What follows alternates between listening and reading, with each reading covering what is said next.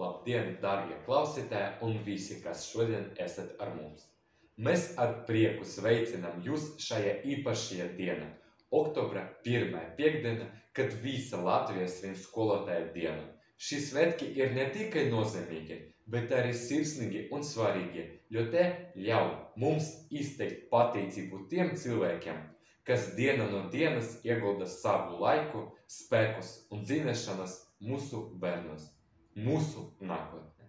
Šis ir laiks, kad mēs atceramies un novērtējam skolotājus, kas ne tikai māca mācību vielas, bet arī palīdz mums attīstīties kā personība, māca pārvērt grūtības, būt atbildīgiem un līdzjūtīgiem. Skolotāji ir tie, kas veido mūsu redzami par pasauli, palīdz saprast svarīgos dzīves jautājumus un iemāca prasmes, kura būs noderīgas visas dzīves garumā. Viņi iedvesmo mūs kļūt gudrākiem, stiprākiem un labākiem cilvēkiem, un viņi Dievam sabiedrība ir neizmērojams.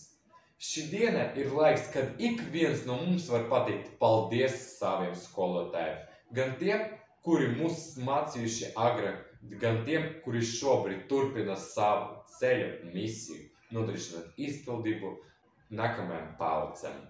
Latvijas skolotāja diena ir tradīcija, kas gadu no gadu vienus skolēnus, vecākus, pedagogus un visi, kuri novērtē un cieņa skolotājas darbu.